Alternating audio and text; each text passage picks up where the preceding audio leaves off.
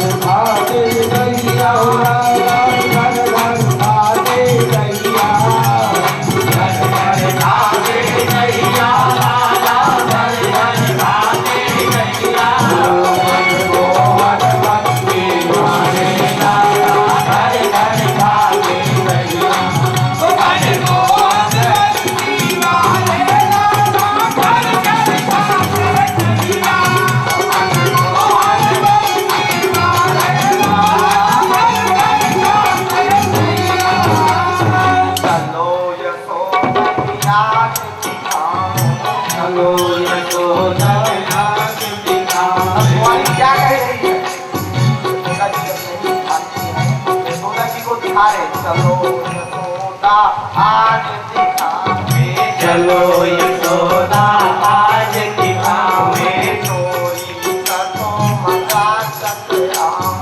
चोरी को मजा चकवावे। चोरी करो मजा चकवावे। तुम्हारा ये लल्ला नहीं मानेगा तो हमारे यहाँ भोजराज करते हैं ना, उसकी जेल में इसको डलवा देंगे। और कंसासुर की जेल पठावे, कंसासुर की जेल पठावे। कंसासुर की जेल पठावे, कंसासुर की जेल पठावे। कंसासुर की जेल पठावे, कंसासुर की जेल पठावे। देखो तेरी राज सभा में कैसी जीत कन्हैया। लाला घर घर खाते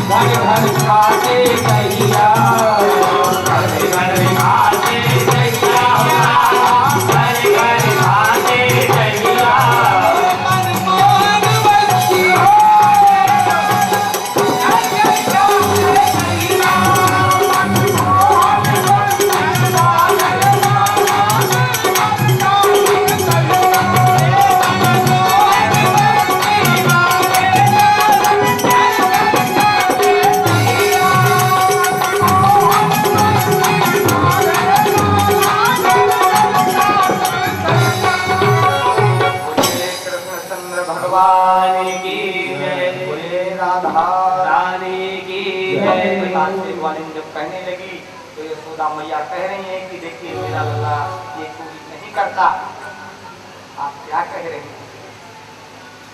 इधर भगवान जब अर्जुन आदि का उद्धार किया, इसके बाद आधासुर आदि एक राक्षस था, जब एक दिन ये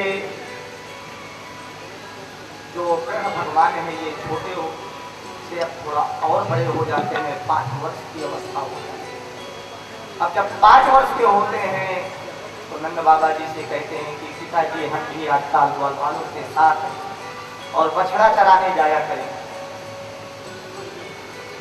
जब इस प्रकार से बछड़ा चराने के लिए भगवान कृष्ण और बलराम कहते हैं तो माँ यशोदा जी मना करते हैं कि अभी और तुम थोड़ा बड़े हो जाओ तब जाना ग्वालों के साथ। लेकिन ये थोड़ा सा हट करते हैं तो नंदराय जी ब्राह्मणों को बुलाते हैं और उनसे शुभ मुहूर्त निकलवाते हैं कि देखिए जो बछड़ा चराने का जो मुहूर्त है वो पहले निकलवा लिया जाए, क्योंकि जो नंदन बने हैं और जंगल में बहुत से राक्षस भ्रमण करते रहते हैं तो शुभ मुहूर्त जरूरी निकलवा। शुभ मुहूर्त निकलवा करके और इन दोनों भाइयों को और लोगों के साथ वो गाय लिए रहते हैं और ये बछड़ों के साथ करते हैं। और माँ जो नंदरानी जी हैं वो थोड़ा सा भोजन भी इनको दे देती हैं कि वहाँ तुम लोगों को दोनों भाइयों को भूख लगेगी तो ये जो खाना है इसको खोल करके आप अपने जो टिफिन है उसको खोल करके भोजन कर। इधर जब चल देते हैं तो अधासुर नाम का एक राक्षस वो बछड़े के रूप में आ जाता है और ये जब छिपी छिपा एक लुकी लुका खेल खेलते थे तो ये एक उसमें दामा नाम का एक गोप था और सुनन्नादि थे, उपनन्द थे, तो उन बालों के साथ ये खेलते थे। तो वो बछड़ा बन करके आता है, उसका ये था कि देखिए मैं इनका हरण करूंगा।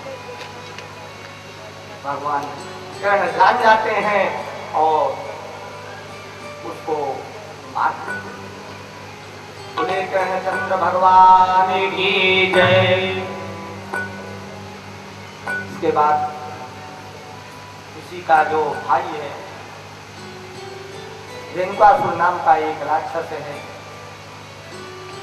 दूसरे दिन ये जब फिर जाते हैं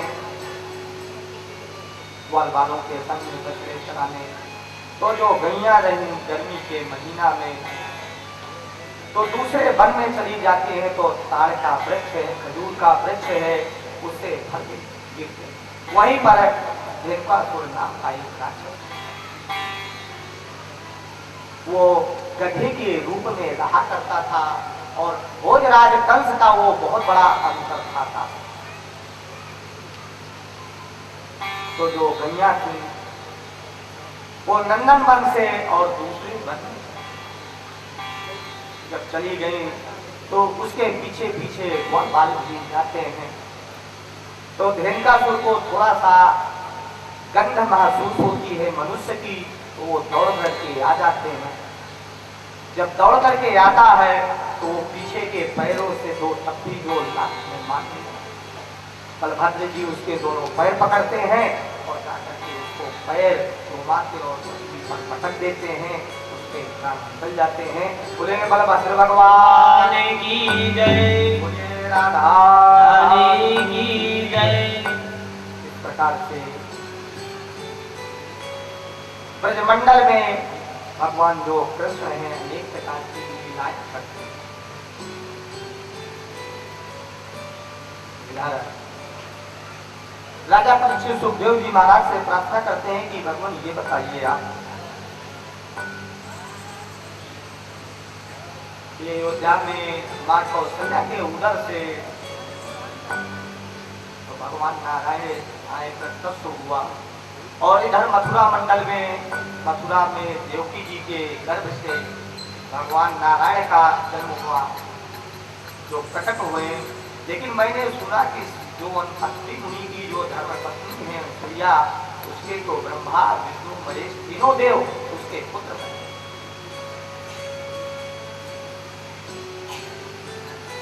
मैंने ये सुना कि अयोध्या में तो कौशल्या जी के तो खाली नारायण जी आए और इधर मथुरा में देवकी जी के गर्भ से कृष्ण भगवान आए हैं, लेकिन जो अत्रि मुनि की जो धर्म पत्नी है उसके जो गर्भ से तो ब्रह्मा विष्णु महेश ये तीनों देवताओं को कैसे उन्होंने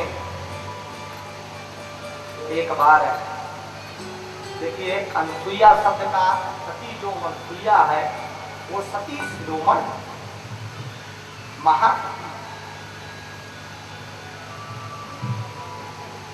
तो यहाँ पर सुखदेव जी महाराज थोड़ा सतियों की गाथा बताते हैं कि सती है क्या, स्त्री है क्या, इस जगत में स्त्री का कितना अधिकार है और कितना शक्ति है स्त्री में, इस विषय में सुखदेव जी महाराज राजा परीक्षित को बताते हैं। एक बार एक सिगनी नाम की सती थी, तो उसके पति देव अपने कार्य के लिए बाहर गए थे, तो इधर जो मार्कंडेय जी के जो पिताजी थे वो मंडप ऋषि, वो जाते थे भिक्षा लेने। तो एक बार इन आश्रम में तपस्या कर रहे थे, बैठे थे, तो एक कुरर पक्षी इनके ऊपर से निकला जा रहा था और बीट कर दिया। जब बीट कर दिया था तो इन्होंने अपनी दृष्टि डाला तो वो वही तत्काल क्षण में मर गया, खत्म।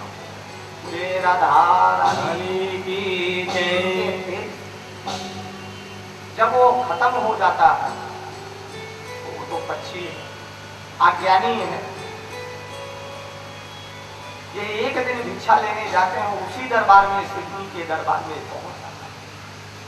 और जब ईश्वर पहुंचते हैं तो वहां भिक्षा देने की आवाज लगाते हैं। उतने में उनके पति देव आ जाते हैं। जब पति देव आ जाते हैं तो ये जाकर के जब भिक्षाम देने की आवाज लगाते हैं तो उनके पति देव आते हैं, तो अपने घर के जब पति देव आते हैं तो उनके स्वागत सत्कार में लग जाते हैं सेवा, और ये बैठे हैं। जब उनकी सेवा कर चुकी अपनी पत्नी पति देव के, तो इसके बाद वो आते हैं फल आदि ले करके, तो ये उनकी तरफ देखने लगते हैं, तो वो तत्काल कहते हैं कि ऐसा है महात्मा जी, मैं वो पक्षी नहीं हूं जो आपके नेत्रों को दिखाने से और मैं खत्म हो जाऊं। आप कहाँ आए? मैं वो पूरन पक्षी नहीं हूं जिसको आपने एक दृष्टि डाला है वो खत्म हो गए, आप किससे भटक गए? जब मंडप जी को इस प्रकार बोलते हैं तो मंडप जी की थोड़ा ज्ञान वहां प्रकट होता और कहते हैं प्रभु ऐसा है, आप जाकर के जनकपुर जाइए विदेह नगरी में, वहां पर एक अधर्म नाम का व्याध है, उससे जाकर के आपके पास अभी उतना ज्ञान नहीं, आप जाकर के उससे ज्ञान लीजिए आप जनकपुर में। तो देखिए जनकपुर में विदेह नगरी एक ऐसी है कि वहां पर जो एक व्याध से लेकर के चंडाल का जो कार्य कर रहा है वो भी इतना ज्ञानी था कि एक मंडप ऋषि को ज्ञान दे सकता। मानेंगे ये बात सामान्य है आपकी कि हमसे बड़ा कोई त्रिलोकी में सती है? कहते हैं आप लोग परीक्षा लीजिए। अब ये चल देते हैं वहां जोगियों का भेष धारण करके संत बन करके भगवान शंकर त्रिकुंड लगाते हैं, भगवान नारायण तिलक लगाते हैं, ब्रह्मा जी हाल लगाते हैं और चल देते हैं तीनों कमंडल और डमरू आदि लेकर के, और वहां जब पहुंचते हैं तो उस समय प्रातः का समय है, श्री मुनि जी गंगा स्नान करने के लिए चले गए। आज भी चित्रकूट में सती अनुसुईया जी का बहुत बड़ा आश्रम है, और जो अत्रि मुनि जी हैं डेली प्रयागराज स्नान करने जाया करते थे गंगा जी। तो सती अनुसुईया जी अपने सतत्व बल से उन्होंने गंगा जी को प्रकट कर दिया था, उसी गंगा का नाम है मंदाकिनी नदी।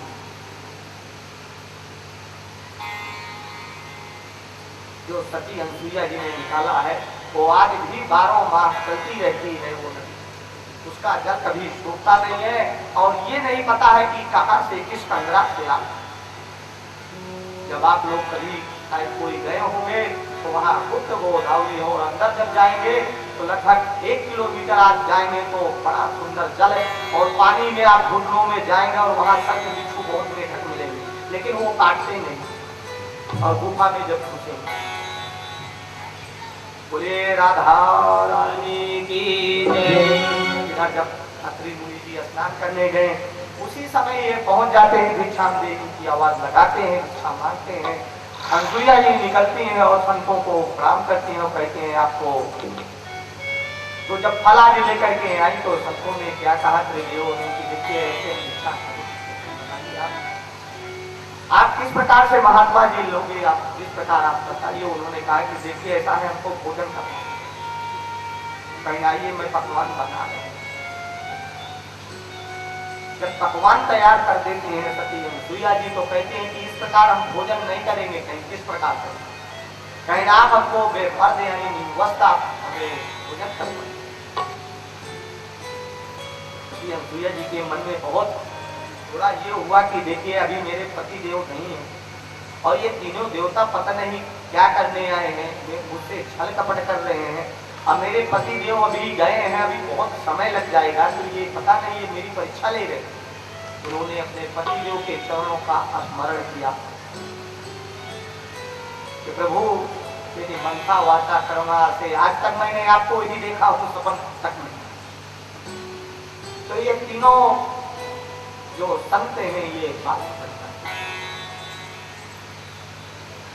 एक क्षण में सती अनसुईया जी उनको तीनों को बालक बना देती है, छोटे छोटे, और जाकर के पालना में झूला देती है। ये झूलते रहो, अब तुमको चाहे जिस प्रकार से मैं खिला दूं खाते रहो। अब वो झूल रहे हैं तो देखिए माता अनसुईया जी ने डाल दियो पालना, झूल रहे तीन देव बन करके लालना। मैया अनसुईया ने डाल दियो पालना, झूल रहे तीन देव बन करके लालना। माता अनसुईया ने डाल दियो पालना, झूल रहे तीन देव बन करके लालना।